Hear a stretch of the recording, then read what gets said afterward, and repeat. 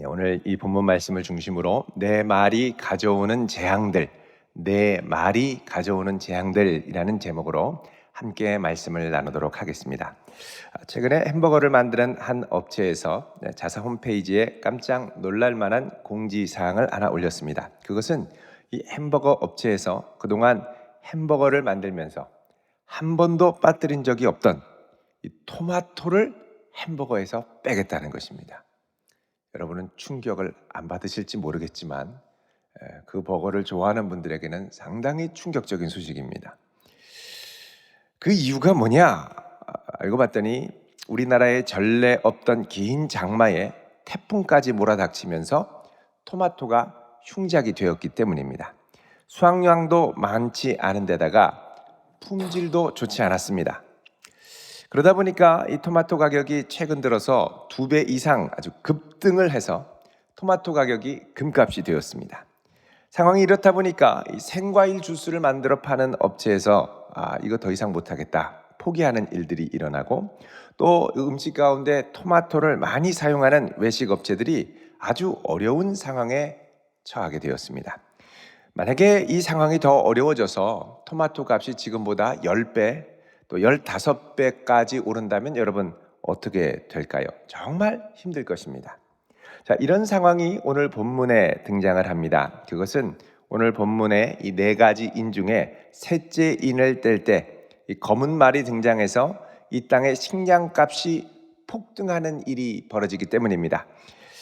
고작 오늘 본문에 보면은 한 데나리온에 밀 한 대요. 6절에 보면 또 한 데나리온에 보리 석 대가 되는 일이 일어난다는 것입니다. 자, 한 데나리온 하면은 노동자가 그 당시에 하루 일해서 받는 하루 임금이었습니다. 그러니까 하루 종일 열심히 일해서 그 돈으로 살 수 있는 식량이 밀 한 대라는 겁니다.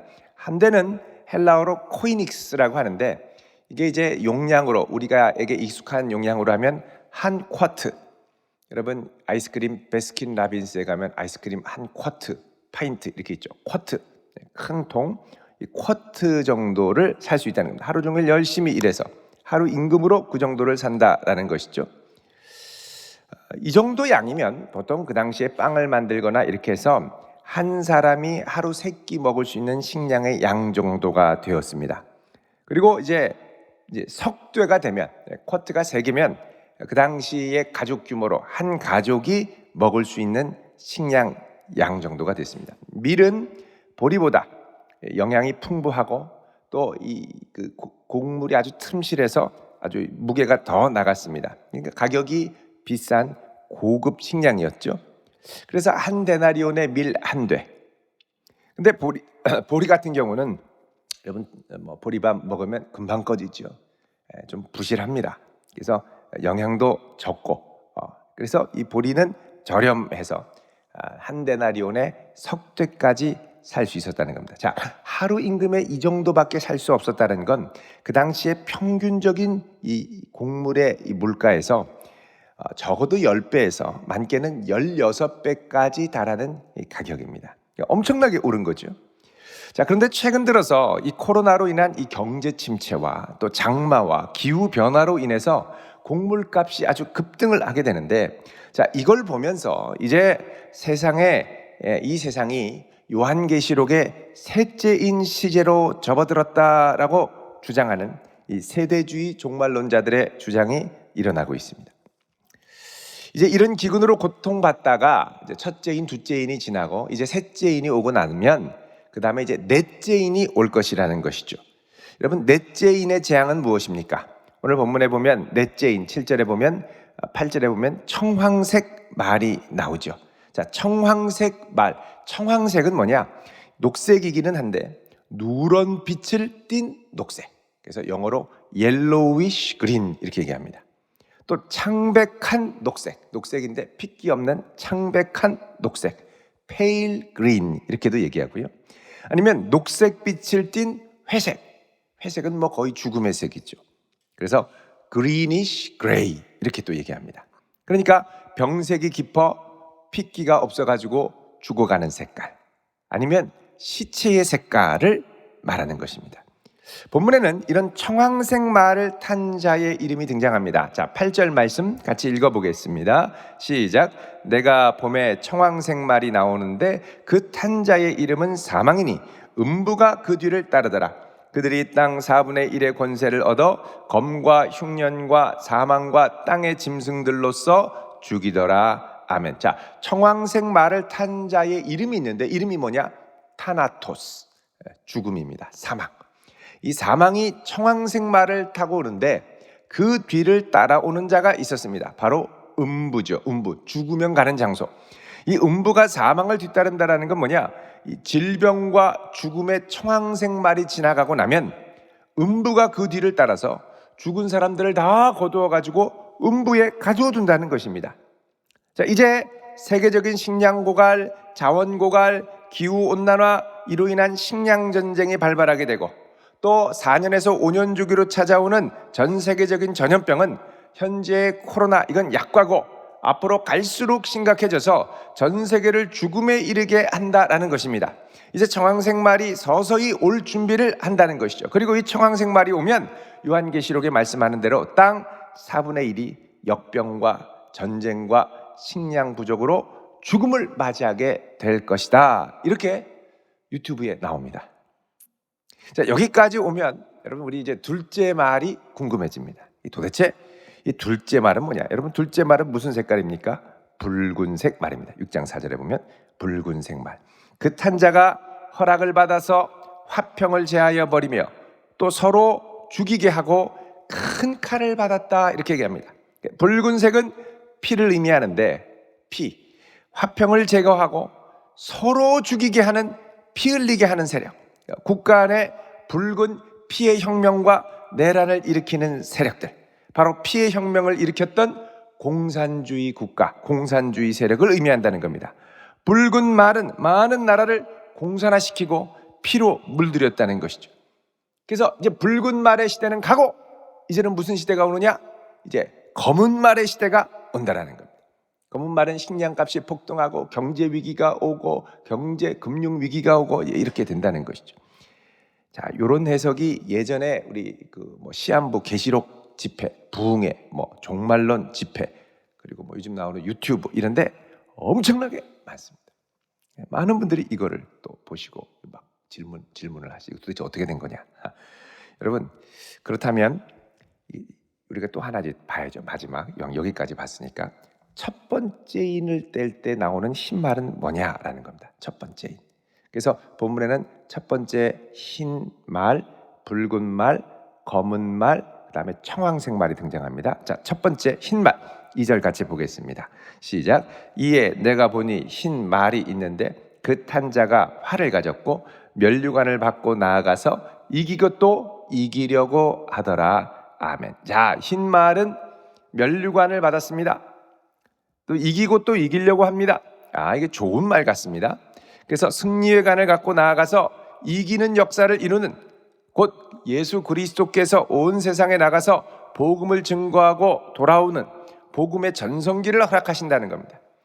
복음의 전성기로 온 세상의 기독교 국가처럼 전 세계로 퍼졌다가 이제 1, 2차 세계대전을 통해서 피해 혁명이 일어나고 공산화가 시작되고 둘째인 붉은 말이 온 거죠. 식량기근이 일어나고 셋째 말이 오고, 그리고 이제 코로나 이상가는 메가톤급 이 역병이 일어나서 전 세계를 휩쓸게 되고, 이렇게 보면 지금 첫째인과 둘째인은 지나가고 셋째인이 왔고 이제 넷째인이 오는 시대가 온 거고, 이제 우리는 요한계시록의 재앙시대로 접어들었기 때문에 정신을 번쩍 차려야 된다는 겁니다. 이러다가 못하면 지옥 간다는 거죠. 들림받지 못하고 지옥 간다 이렇게 얘기를 합니다. 그러니까 많은 분들이 불안에 떱니다.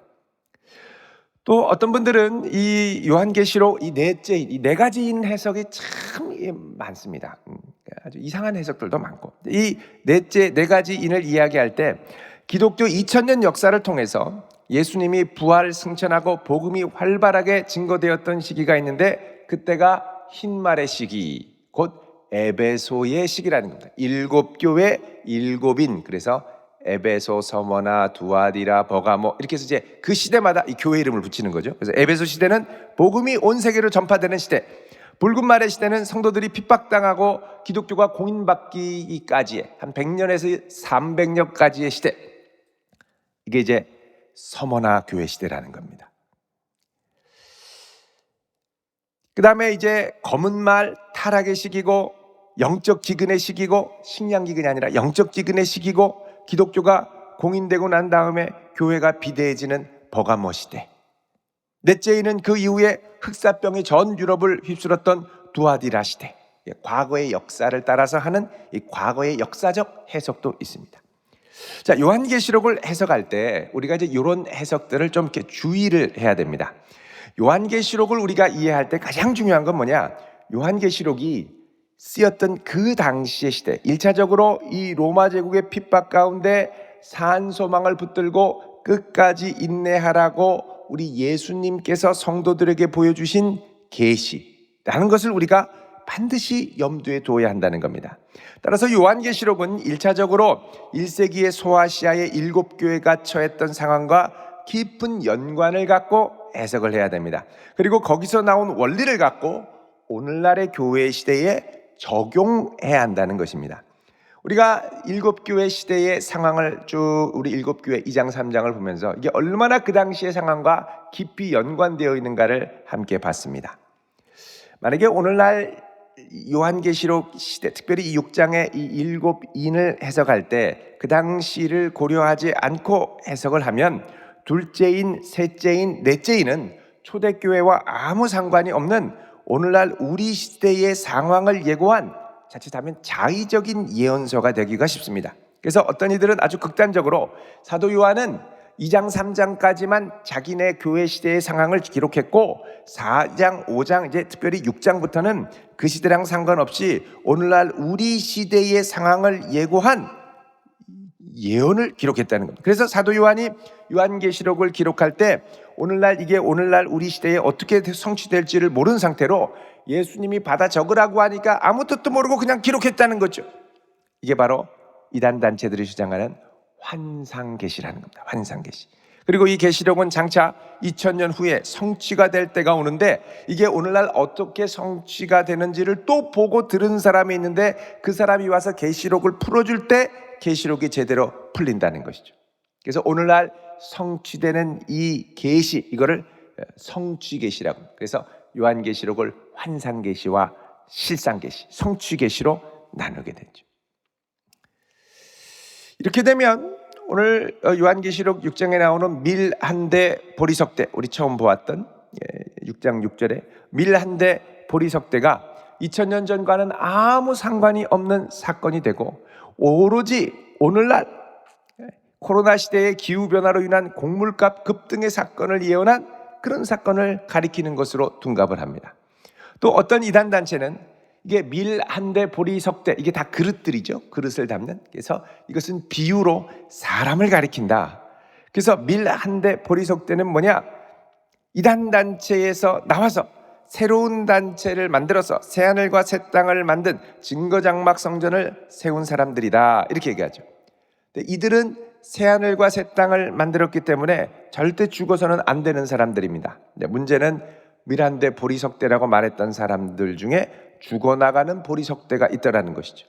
암으로 죽고 막 충격을 받아서 이 단체에서 이 신도들을 가르쳤던 이 이단단체 강사가 기자회견을 하고 양심선언을 하고 탈퇴를 했습니다.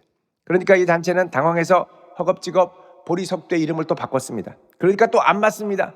그러니까 어떻게 했냐? 그냥 이름을 지워버리고 보리석대가 있다. 그리고 누군지는 말해주지 않고 두루뭉실하게 넘어갑니다. 밀 한 대가 중요하다 이렇게 얘기하죠. 밀 한 대는 교주를 가리킵니다.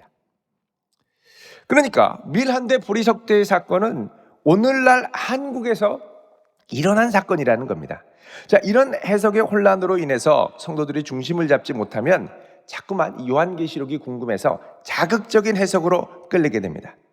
종말에 관한 유튜브들이 얼마나 많이 나와 있습니까? 여러분, 이거 분명한 기준이 서기 전에는 절제하시는 것이 좋습니다. 무분별하게 시청하다 보면 잘못된 종말론으로 공포에 사로잡히기가 쉽습니다. 얼마 전 기독교 포털 뉴스에서 유튜브에서 이단을 분별하는 11가지 지침이라는 리플렛을 발간했습니다. 유튜브에서 이단을 분별하는 11가지 지침. 이단이라고 누가 얘기하고 유튜브를 하겠습니까? 딱 가리고 그럴듯하게 하죠. 여러분 나가실 때 리플렛이 저 뒤에 있습니다. 하나씩 가져가시길 바랍니다. 없으신 분, 오늘 온라인으로 예배를 드리시는 분들은 홈페이지에 올라가 있으니까 그거를 보시고 참고해서 보시면 되겠습니다. 자, 여기 보면 11가지 지침 중에 여러 가지가 있는데 맨 끝에 11번에 뭐가 있냐면 일상생활 불가 이렇게 되어 있습니다. 일상생활 불가. 왜 그러냐? 유튜브 채널을 시청할수록 삶의 용기와 가족에 대한 사랑이 커지는 게 아니라 가족 뒤에 원수 사탄이 들어가 있는 것 같고 곧 세상 끝에 마지막이 올 것 같아서 일상생활은 아무 의미 없게 느껴진다 이렇게 되어 있습니다. 여러분 가장 건강한 해석은 뭐냐? 이 네 말을 1세기 아시아의 7교회의 상황 가운데 이해를 하고 여기에 나타난 원리를 오늘날의 우리의 시대에 적용하는 겁니다. 자, 먼저 여러분 흰말을 보겠습니다. 흰말 오늘 본문 6장 2절에 보면 흰말 탄자가 나오죠. 백마탄자. 많은 시한부 종말론자들이 또 이단 단체들이 여기 백마탄자는 누구냐?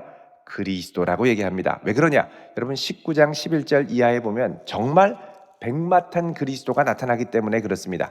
그래서 백마탄 그리스도, 백마를 타면 무조건 그리스도라고 생각을 하죠. 19장 11절에 백마와 그것을 탄 자가 있는데 그 이름이 충실과 진실이다. 그래서 앞에를 따가지고 충진 이렇게 얘기합니다. 충실과 진실이다. 이렇게 이제 얘기를 하죠. 이게 나중에 예수 그리스도께서 백마를 타고 이 지상의 사탄의 마지막 세력들을 다 무찌르는 장면이 나옵니다. 그래서 오늘 6장 2절에 흰말을 타고 나타난 이 자가 바로 이제 예수 그리스도다 이렇게 얘기하고, 아니면 이단은 그리스도격 목자인 교주다 이렇게 얘기를 합니다. 근데 여러분 본문을 면밀하게 살펴보면 이 6장 2절에 나오는 흰말 탄 자는 예수 그리스도가 아닙니다. 왜냐하면 예수 그리스도는 6장 1절에 어린 양으로 등장을 하는데 어린 양이 뭐 하십니까? 7인을 떼시죠. 자, 7인을 떼는데 흰말 탄 자가 등장하면 예수님 어떻게 하셔야 되냐면 인 띄고 빨리 가서 흰말 타고 딱 있다가 다시 또 말에서 내려가지고 가서 두 번째 인을 떼셔야 됩니다. 지금 인 떼는 자는 다 누구냐? 예수님이 떼시는 거죠. 그러니까 흰말 탄 자는 예수님이면 상당히 바빠지시는 겁니다. 예수님이 아닙니다. 또 중요한 건 뭐냐면 여기서 예수님 같은 모습이 있는데 6장 2절에 이기고 또 이기려 하더라 그러죠. 이기고 또 이기려 하더라. 여러분 어린 양 예수 그리스도는 이기신 분입니다. 이기고 또 이기려고 하더라는 아니에요. 그러니까 예수님의 승리를 흉내낸 존재죠. 자, 5장 6절에 보시면 예수님이 뭐라 그러냐면 5장 5절에 유대지파의 사자 다윗의 뿌리가 이겼으니 그 두루마리와 7인을 떼시리라 그럽니다. 이겼기 때문에, 승리하셨기 때문에 이 인을 뗄 수 있는 자격이 있다는 것이죠. 근데 인을 떼신 분인데, 승리하신 분인데 2절에 와서 또 이기고 또 이기려고 한다? 이건 말이 안 된다는 것입니다. 그러면 이기고 이기려고 하는 자는 누구냐? 그리스도를 흉내내는 자입니다. 하나님의 자리에 앉아서 세상을 억압하고 통치하려는 자입니다. 활을 갖고 면류관의 권세를 허락받고, 자, 여기 받았다라는 건 하나님이 허락하셨다는 겁니다. 면류관은 승리하는 자에게 주는 거죠. 자, 승리하는 면류관을 받고 다 이기지도 않았는데 미리 받고 이기려는 욕심으로 나가서 세상을 정복하려는 지배자가 되려는 야욕을 갖고 이기고 또 이기려고 한다. 이건 뭐냐? 전쟁으로 세상을 정복하려는 큰 야욕을 갖고 덤벼든다는 것입니다. 여러분 초대교회 상황에서 이런 자는 대표적으로 로마 제국을 들을 수가 있습니다. 백마를 타고 개선 장군이 이제 로마로 입성할 때가 있죠. 그때 많은 사람들이 환호합니다. 전 세계를 정복했던 로마. 그런데 여기 백마를 타고 활을 든 자가 나오죠. 이거는 이제 로마 군사랑은 조금 거리가 있는 모습입니다. 여기 백마를 탄 자 그리고 활을 든 자의 모습은 그 당시에 로마의 아주 큰 위협 세력이 되었던 유브라데강 국경 건너편에 파르디아 군대의 모습과 똑같습니다.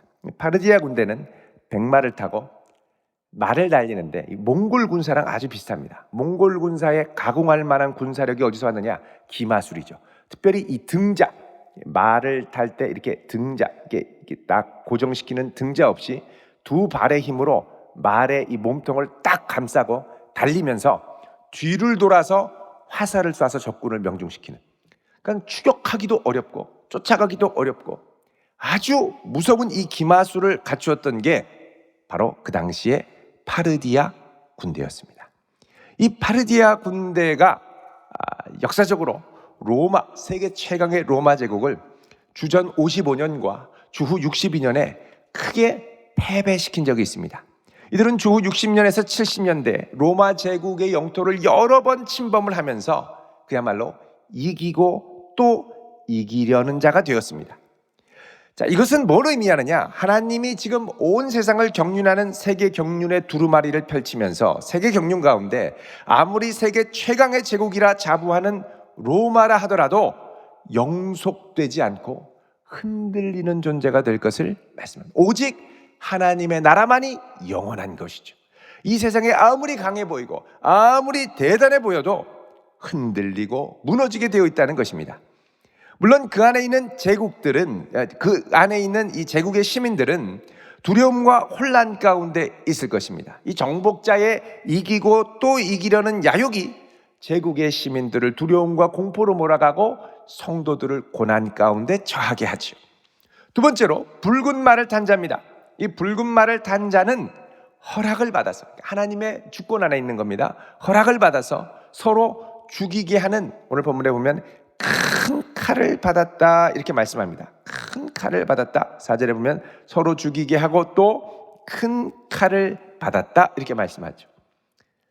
여기 이제 칼이라는 말이 헬라어로 마카이라입니다. 마카이라, 마카리라 뭐 이런 느낌도 있는데 마카이라. 로마 시대에 이제 검이 두 가지가 있었습니다. 하나는 롬파이아고 다른 하나는 마카이라입니다. 롬파이아는 양날검입니다. 장검. 로마 군사들이 전쟁을 할 때 썼던 양날검 롬파이아입니다. 근데 롬파이아보다는 좀 칼이 짧고 단검이죠. 이거는 식민지에서는 로마 총독만이 차고 있던 칼입니다. 마카이라.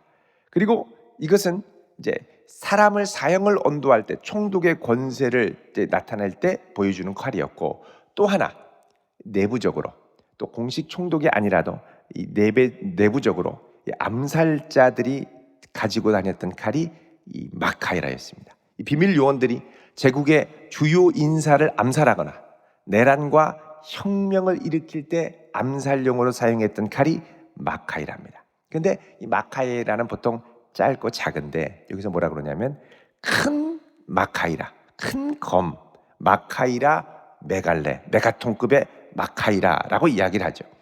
그러니까 이 붉은 말 탄 자가 앞으로 이 제국을 내란과 혁명으로 혼란의 소용돌이로 빠져들게 만들 것을 의미합니다.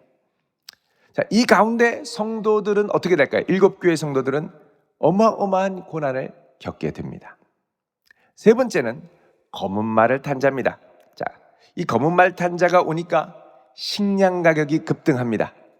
여러분, 이게 이제 1세기 초대교회 상황이랑 무슨 관계가 있느냐? 여러분 특별히 주목할 게 6절의 끝에 보면 또 감람류와 포도나무는 해치지 말라 이렇게 말씀합니다. 이게 주후 92년에 도미티아누스 황제의 칙령을 그대로 반영합니다.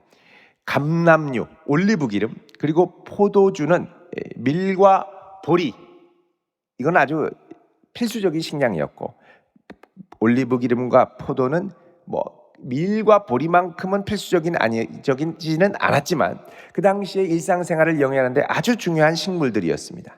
이런 나무는 보리나 밀은 매해 씨를 뿌려서 거두는 작물이었지만 올리브나 포도는 나무였죠. 그래서 이거는 오랜 세월 동안 키워야 점점 수확량이 늘어나게 됩니다. 지금도 이스라엘에 가면 2000년이나 된 올리브 나무가 있죠. 여기서 떨어지는 올리브 열매는 어마어마하게 많습니다. 오랜 세월 키워야 할 이 작물들이죠. 그래서 이 밀과 보리가 부족하다고 감람나무나 이 포도원을 쉽게 허물어서는 안 됩니다. 그런데 주후 92년에 도미티아누스 황제는 그 당시에 찾아왔던 기근으로 전 세계를 제패했던 로마 군대의 식량을 공급하는데 어려움을 겪었습니다. 그래서 이제 어떻게 했냐면 이 포도원과 감람나무 이 농장을 가서 거기에 있는 포도나무와 감람나무를 베어버리고 그 자리에 밀과 보리를 심는 칙령을 내렸습니다. 그 당시에 이제 로마는 점점 향락 문화가 커지면서 일반 밀과 보리를 키우는 것도 포도원으로 전환시키는 경우가 많이 있었습니다. 그런데 다시 포도나무를 잘라내고 올리브나무를 잘라내고 거기에 곡물을 심어라, 상당히 불편한 내용이죠. 게다가 그 당시에 여러분 이 명령을 내렸던 도시가, 특별히 피해를 봤던 도시가 어디냐면 빌라델비아였습니다. 이 빌라델비아는 그렇게 해서 심었는데 거기가 화산토로 되어 있기 때문에 밀과 보리를 심는 족족 다 흉작이 됐습니다. 그러니까 아주 곡물값이 폭등을 했죠. 그 빌라델비아 지역의 경제가 이것으로 로마 황제의 칙령으로 큰 타격을 입고, 이것으로 빌라델비아는 로마 황제에게 돌아선 적이 있었습니다. 그러니까 다급하게 군대 살린다고 오랜 세월 키워온 포도나무와 올리브나무를 베어버려라 혁명하지 못했던 것이었죠. 본문에는 이런 기근 가운데서도 뭐라 그러냐, 올리브나무와 포도나무는 베어버리지 말라라는 겁니다. 이 명령이 보여주는 게 무엇입니까? 이것은 흉년도 하나님의 주권에 있는 것이기 때문에 물가가 폭등하는 가운데 사람들이 취하는 방어 조치라도 무력한 것에 불과하고 결국 하나님이 모든 역사를 주관하시고 성도들의 삶을 주관하신다는 것을 보여주기 위한 것입니다. 자, 네 번째로 청황생마를 탄 자가 나오죠. 그가 나오니까 땅의 4분의 1의 권세를 받아서 검과 흉년과 사망과 땅의 짐승들로 사람들을 죽음에 이르게 합니다. 종합 선물 세트로 완전히 이제 어려움을 일으키죠. 자, 여러분, 이런 이 네 말 탄 자를 보면 일련에 진행되는 패턴들이 있습니다. 뭐냐면 첫 번째는 이기고 또 이기려고 하는 한 지도자의 야욕과 야심입니다. 이게 세상을 뒤틀고 또 혼란에 빠뜨립니다. 두 번째는 이것을 실현하기 위해서 내란과 혁명과 내부 분열을 일으키고 다른 한쪽을 주고 마땅한 나쁜 죄인으로, 오늘날 용어로 적폐로 몰아가서 죽이려고 하죠. 세 번째는 혼란 가운데 임하는 기근입니다. 여기에는 정복자의 야심과 탐욕으로 경제 시스템의 위기가 찾아오고 물가가 폭등하고 나무를 베어버리고 그 가운데 절규와 피를 흘리는 사람들이 나타납니다. 네 번째는 그간 잠복해 있던 갈등과 분열이 검과 흉년과 역병과 사망과 경제 시스템의 붕괴로 종합적으로 작용을 해서 한 세대 한 세상을 큰 혼란에 빠뜨리는 겁니다. 여러분, 이 가운데 성도들의 고난이 있습니다. 하나님의 구원 경륜이 전 세계로 펼쳐지면서 성도들을 주목하시죠. 하나님의 구원 경륜이 펼쳐지는 제국의 현실에는 항상 인생의 곤고함과 어려움이 있습니다. 성도들이 살아가면서 이 모든 이 고난을 온몸으로 맞으며 함께 가야 되는 겁니다. 이게 너무 극심하다 보면 믿음을 지키기 위해 목숨을 각오하는 경우까지 찾아오게 된다는 겁니다. 그래서 다섯째 인을 보면 우리 다음 주에 볼 텐데, 하나님의 말씀과 그들이 가진 증거로 말미암아 죽임을 당한 영혼들, 순교한 영혼들이 하나님 앞에 서게 되기까지 합니다. 중요한 것은 죽음조차도 하나님 앞에서는 끝이 아니라는 사실이죠. 이들은 하나님 보좌 앞에서 하나님을 향하여 계속해서 기도합니다. 기억할 것은 하나님께서 이런 것들을 보여주시는 이유는 뭐냐? 이런 세상, 이런 망가져가는 세상을 구원하시기 위해 하나님의 구원 경륜의 비밀을 이제 어린 양을 통해 하나하나 펼쳐나가실 것이라는 겁니다. 그 가운데 신음하는 성도들을 하나님이 기억하시고 보호하시고 지켜주시기를 원하신다는 겁니다. 이때 성도는 어떤 일이 있어도 어린 양을 끝까지 따라가기를 포기해서는 안 됩니다. 우리의 이 희생과 고난이 반드시 열매를 거두고 하나님 앞에 의롭다함을 인정받을 때가 오기 때문입니다. 요한계시록 14장 4절을 보면 나중에 하나님 보좌 앞에 승리를 하고 하나님을 찬양하는 성도들을 뭐라고 표현하냐면 14장 4절에 보면 자, 이런 사람들은 순결한 자고 어린 양이 어디로 인도하든지 따라가는 자다 그럽니다. 어린 양이 어디든지 인도하는 대로 따라가는 자다. 자, 이제 예수를 대충대충 믿어서는 믿음이 뿌리째 뒤흔들리는 시대가 찾아올 것입니다. 갈수록 만만치가 않습니다. 나만 잘 믿으려고 하지만 세상이 도와주질 않습니다. 세상이 흔들리고 경제 시스템이 붕괴하고 한 지도자의 야욕과 탐욕이 전 세계를 혼란에 빠뜨리고 이런 아주 혼란스러운 시대가 그 당시만이 아니라 이 시대에도 펼쳐진다는 것이죠. 이제 우리의 믿음은 단순히 주여 믿습니다가 아니라 그분을 어디든지 끝까지 따라가는 것으로 표현되는 시대가 찾아온다는 것입니다. 그동안 우리가 평화의 시대 가운데 신앙생활을 해왔다면 이제는 대충 믿는 것과는 비교할 수 없을 정도로 훨씬 더 많은 희생과 어려움을 각오하고 예수를 믿어야 하는 시대로 접어들고 있습니다. 여러분, 이 시대에 어떤 경우라도 주님을 붙들고 따라가는 일을 포기하지 말기를 바랍니다. 고난 많은 이 시대에 내가 포기하는 게 현명한 것 같지만 여러분, 포기한다고 끝이 아닙니다. 여러분, 어떤 일이 있어도 주님을 꼭 붙들고 나아갈 때 우리 주님이 그런 성도를 아시고 지키시고 중심을 붙드시고 때로는 죽음 앞에 때로는 죽음을 넘어서라도 하나님이 기억하시고 우리를 끝까지 책임지시는 귀한 역사가 일어나게 될 것입니다. 어린 양이 어디로 인도하든지 끝까지 따라가는 자 되기를 우리 주님의 이름으로 축원드립니다. 기도하겠습니다. 거룩하신 아버지 하나님, 이 혼란스럽고 어지러운 세상 가운데 저희들 참으로 마음이 어렵고 괴로움을 아십니다.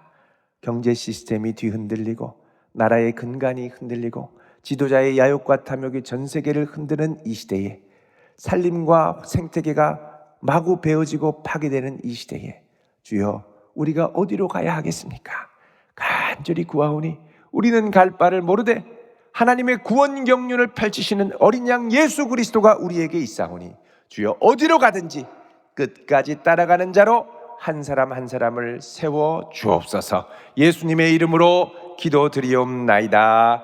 아멘.